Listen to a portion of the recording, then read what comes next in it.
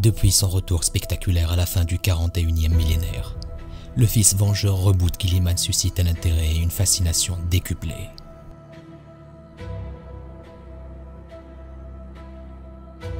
Une figure de légende, autrefois reléguée au mythe et au récit, marche désormais en chair et en os à la tête des Ultramarines, portant sur ses épaules le fardeau des incommensurables armées de l'Imperium. Mais la résurgence d'un Primarque ne rassure pas tout le monde. Au contraire, elle inquiète.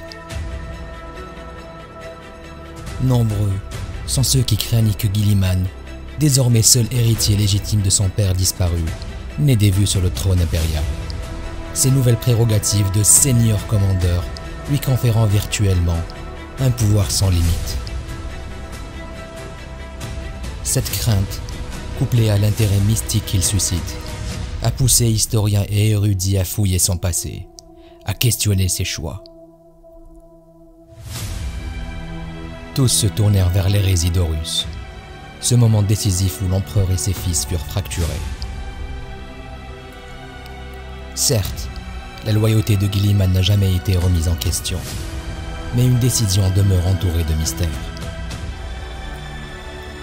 Un acte qui, pour des raisons inconnues, a été voilé d'ombre et de silence, étouffé par une série de dissimulations étranges.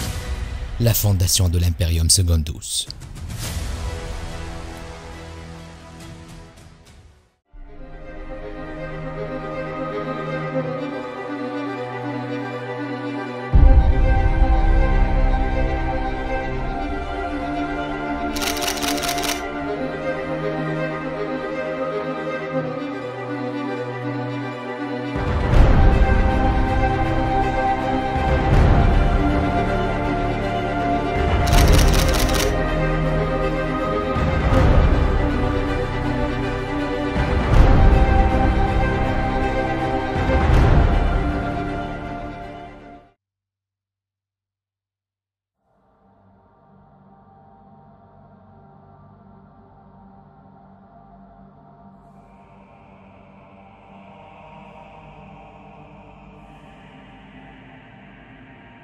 Assis sur son trône, le front alourdi de Reboot Guilliman reposait contre le pommeau de sa magnifique lame ornementée. Son regard était d'un calme implacable. Dans son armure, aucun geste ne trahissait sa méditation. Et pourtant, des gouttes de sueur perlaient sur son front, un détail presque imperceptible dans l'air lourd et chargé qui emplissait la pièce.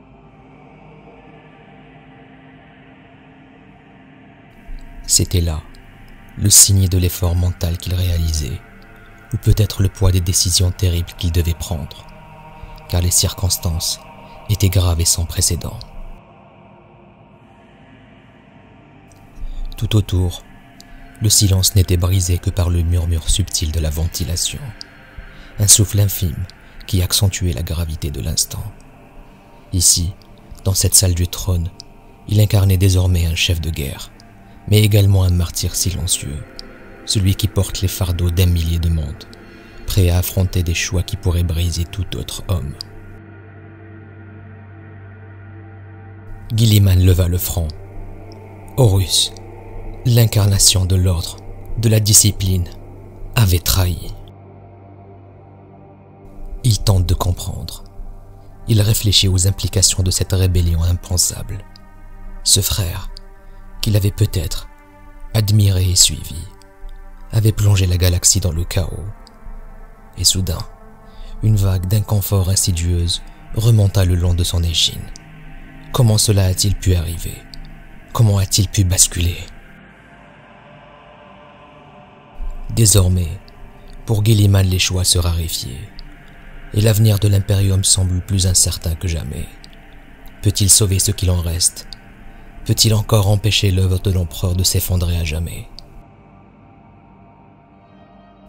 Les secondes semblaient s'étirer, et chaque oscillation de l'horloge paraissait s'enfoncer dans une éternité écrasante. Guilliman sonda son âme d'une implacable introspection.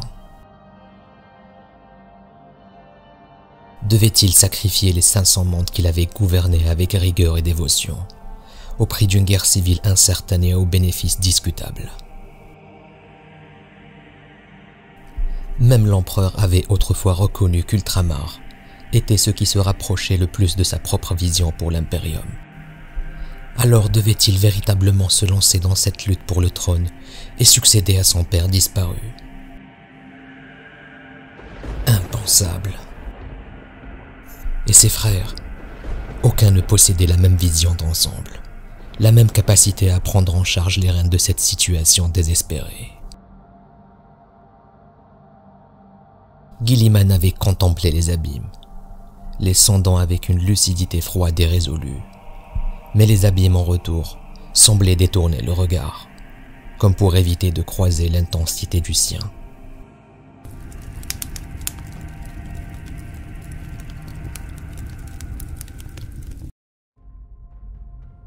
Une tempête warp d'une ampleur inédite, invoquée par l'apôtre noir Erebus, s'abattit sur la galaxie, la recouvrant d'un sombre linceul.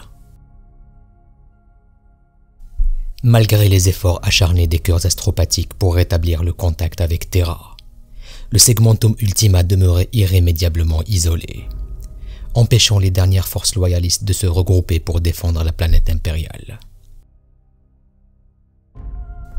Dans cette région perdue de la galaxie, le silence oppressant de l'Astronomicon évoquait les jours sombres de l'ère des luttes, un funeste présage d'abandon et de perdition. Privé de toute certitude quant à la survie de l'empereur ou de Terra elle-même, Guilliman n'eut d'autre choix que de mettre son plan à exécution. L'Imperium Secundus, également appelé l'Empire non commémoré, représentait le dernier espoir d'un rêve brisé, un deuxième empire stellaire de l'humanité, forgé dans le désespoir et le tourment par Roboute Guilliman, au cœur des sombres jours de l'hérésie d'Horus. Cette décision émergea dans l'ombre des catastrophes de la bataille de Khalt, de la croisade des ombres et du massacre du site d'atterrissage sur Istvan V. Dans cet isolement imposé, Guilliman tourna son regard vers Ultramar, ce royaume blessé, mais demeurant invaincu. La 13e Légion n'était plus que l'ombre de sa puissance passée, après l'amer retrait de Nuceria et les combats sans relâche contre Lorgar, Angron, ainsi que leur fils renégat. Ces guerriers, courageux et endurants, étaient désormais épuisés, chaque bataille les vidant un peu plus. Brisés par ces luttes incessantes, ils savaient qu'ils ne pouvaient seuls contenir l'élan destructeur d'Horus. Pour Guilliman et les ultramarines retranchés, il ne restait plus que les supputations, des ténèbres impénétrables et chargées de doutes. Le sort de Terra, la survie même de l'empereur, tout semblait disparaître dans l'abîme de l'inconnu. Macragge et les mondes d'Ultramar étaient désormais leur unique certitude, la seule réalité tangible à laquelle s'accrocher. Dans la douleur et le deuil d'un rêve qui s'effaçait sous ses yeux, Guilliman vacilla, accablé par le poids de sa décision et l'inévitable verdict de l'histoire. La proclamation de l'Imperium Secundus resta enchaînée longtemps à son cœur, confiée uniquement à ses conseillers les plus proches. Car pour lui, ce projet n'était pas un acte de conquête, mais un geste désespéré, né de la souffrance insupportable d'assister à la lente agonie de l'œuvre de son père. Parmi les légionnaires ayant atteint Macragge, se trouvait une escouade de 10 Space Wolves envoyés discrètement sur ordre de Malcador et de Leman Russ. Leur mission était claire mais périlleuse, surveiller Roboute Guilliman lui-même. Suite à la trahison d'Horus, le régent de l'Imperium avait conçu un plan visant à placer une présence Space Wolf auprès de chaque primaire restant. Si l'un d'eux devenait une menace, ces guerriers implacables auraient pour ordre de l'éliminer. Le chef de meute chargé de surveiller Guilliman portait le nom de Fafnir Bloodbrother, un nom imprégné de légende parmi les fils d'Horus, évoquant une loyauté inébranlable et la férocité d'un prédateur. Bien que que le fils vengeur n'ignorait rien des intentions derrière cette présence silencieuse, il accueillit Fafnir et son escouade avec les honneurs, acceptant cette épée suspendue au-dessus de sa tête comme un rappel du poids de ses propres responsabilités.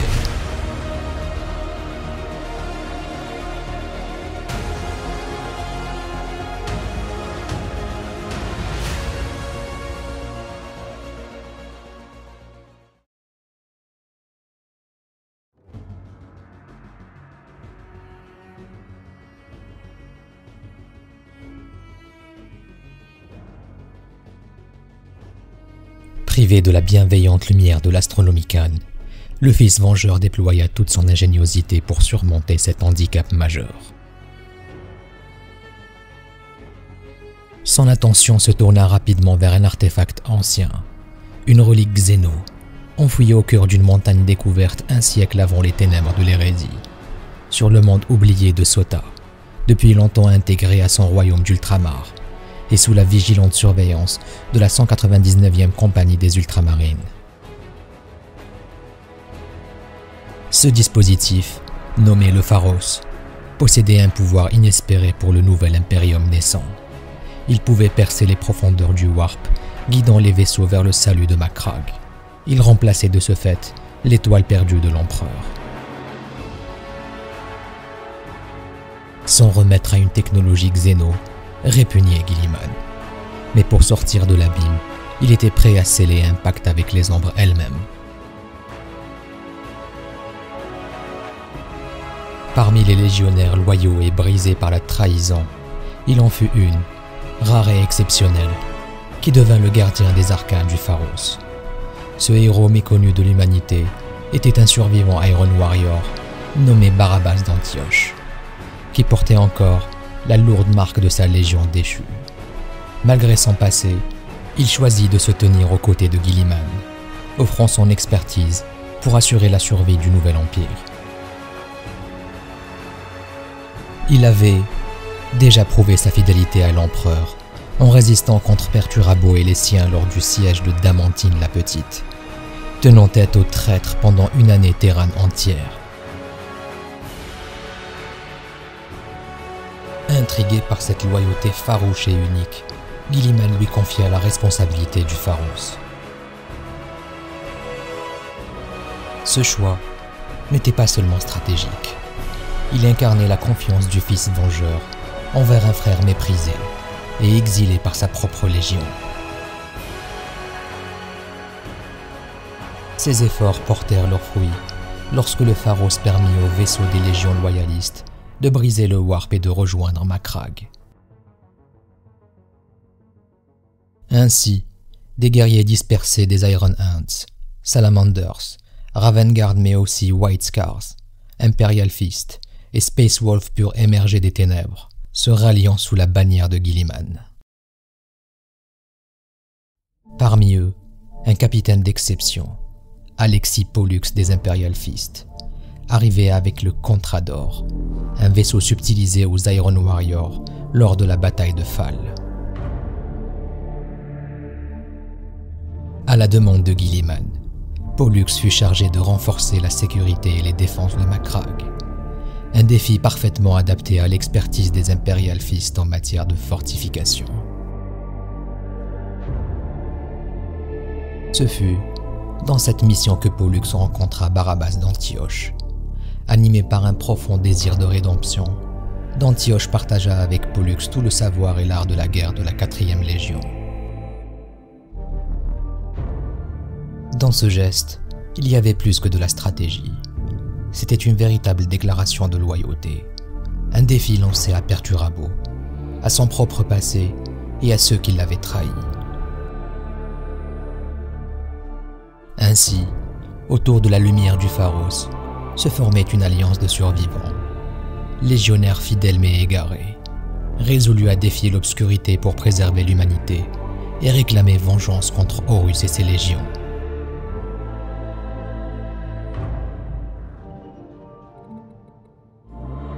Entouré des légions fragmentées, Guilliman se dressa implacable au conseil de guerre, et bien des voix s'élevaient pour le presser de revendiquer la couronne impériale, de se proclamer Imperator, ou tout du moins régent, seigneur protecteur, mais il resta inflexible.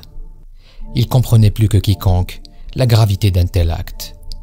Il ne voulait pas se condamner à devenir à la fois commandant et administrateur d'un empire balbutiant. Il n'était pas le fils de l'empereur pour se parer de gloire personnelle. Ses conseillers, éperdus d'espoir, soulignèrent la vérité de sa position. Il était de fait le dernier primarque loyaliste connu, peut-être même le seul héritier possible et légitime, le dernier à pouvoir incarner l'unité perdue de l'Imperium. Et pourtant, Guilliman se détourna de cette tentation. Il refusait d'endosser cette couronne de sang et de ruines. Il savait que monter sur le trône, même en ces heures de désespoir, serait perçu comme un acte de trahison, semblable à celui d'Horus. La question du trône demeura pour un temps non résolue. Et alors qu'il croyait avoir restauré la paix dans Ultramar, la guerre se déchaîna une nouvelle fois, et au sein même de son palais. Les cicatrices du passé n'étaient visiblement pas refermées. Un groupe d'ultramarines, mené par le sergent Eonitiel, vieil ami et frère d'âme forgé dans les flammes de Khalt, se présenta devant le primarque, prétendant lui apporter les derniers rapports sur les combats en cours. L'air était tendu, mais Guilliman, aveuglé par la confiance qu'il plaçait en ses frères, les accueillit sans méfiance. Fiel et ses 9 compagnons pénétrèrent dans ses quartiers privés, portant la lourde étiquette de la fidélité, et le piège se referma sur lui. La scène se figea dans un éclat de métal et de fureur. D'un seul mouvement, les 10 guerriers se retournèrent contre le primarque, déchaînant une pluie de bolters et de lames tronçonneuses. L'attaque fut brutale et frénétique, une tentative impitoyable de mettre fin à la vie du fils vengeur. Comment Guilliman survécut-il à cet assaut? Certains disent que sa nature de primarque, forgée dans les épreuves les plus terribles, lui permit de surmonter cette tentative de meurtre. D'autres parlent de sa résistance hors du commun, mais ce qui est certain, c'est que les 10 assassins tombèrent sous ses coups. Guilliman triompha, au prix de vives douleurs et de plaies béantes. Il n'eut cependant pas le temps de savourer sa victoire. En examinant le corps de ses agresseurs, il découvrit la vérité. Ces ultramarines n'étaient que des imposteurs, des agents de l'Alpha Légion, experts en déguisement et en subterfuge. Leur présence en Ultramar, leur proximité avec lui, n'était qu'une vaste machination d'Alpharius, une tentative insidieuse d'éliminer l'un des derniers symboles de l'impérium loyaliste. Éprouvé, blessé, mais toujours animé d'une volonté indomptable, Guilliman entra en convalescence. Pourtant à peine rétabli, une nouvelle vérité se dressa à l'ombre de ce chaos. Il n'était plus seul. Grâce à la lumière du Pharos, une formidable flotte expéditionnaire allait bientôt percer le Warp. Avec à sa tête, nul autre que Lion L. Johnson, primarque des Dark Angels,